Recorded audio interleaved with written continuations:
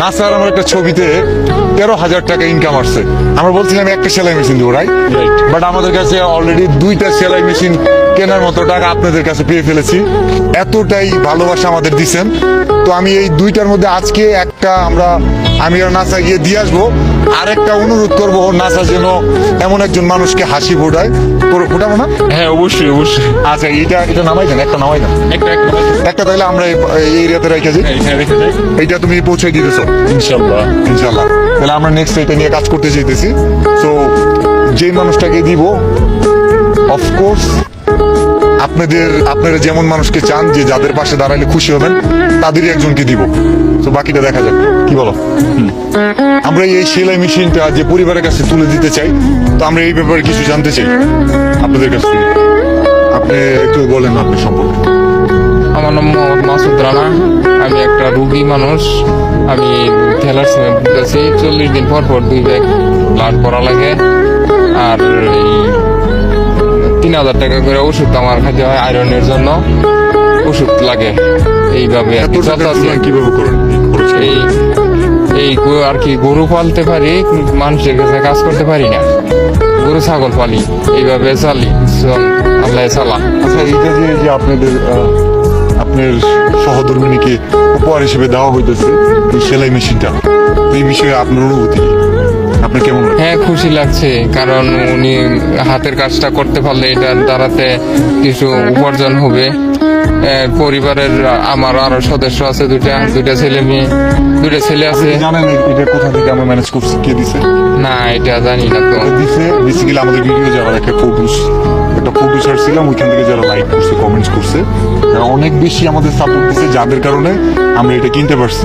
তো এটা পেয়ে আপনার কেমন লাগতেছে, আপনি বলেন? এটাকে আমার খুব ভালো লাগতেছে। আমার একটা কি করবা, আপনি কি সেলাই মেশিন কাজ জানেন?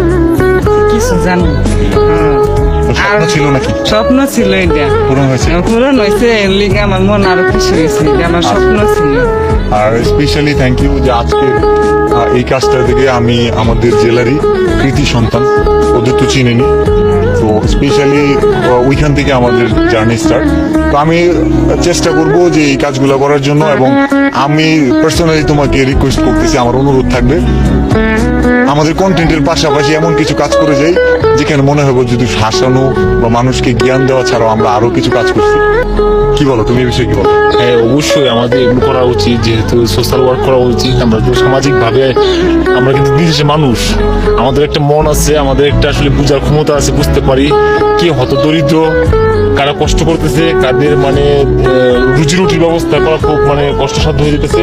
এদের জন্য যদি আমরা সবাই যার দৃশ্য অবস্থান থেকে যে যা পারেন অল্প অল্প করে যদি তাদের সহায়তা করতে পারেন, কর্মসংস্থানের ব্যবস্থা করতে পারেন। দেখেন, যদিও আজকে এই সেলাই মেশিনটা একদম ছোট্ট একটা জিনিস, কিন্তু এটা একটা পরিবারের কর্মসংস্থান ব্যবস্থা হয়ে গেছে কিন্তু আলহামদুলিল্লাহ।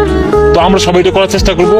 আর আমরা তো জানি যে বিলাল ভাই আগে থেকে কন্টিনিউ করতেছে, দোয়া করবেন আমাদের জন্য। আচ্ছা, আমি একটু শেষ জানতে চাই, যেটা আমরা এই ভিডিওটা ইন্টারনেটে দিলে আপনাদের কোনো প্রবলেম হচ্ছে? না, আমাদের সমস্যা নেই। আমরা ইন্টারনেটে ছাড়তে পারি? হ্যাঁ। ওকে, থ্যাংক ইউ। সো যারা আমাদের ভালোবাসতেছেন, যাদের সাপোর্টে করতেছে, দর্শক বিলাল খুব উদার মানসিকতার মানুষ এমন না, হয়তো চিন্তাধারায় তার এই কাজগুলো সম্ভব হচ্ছে, আর আপনাদের ভালোবাসার কারণে হচ্ছে। কোনটা?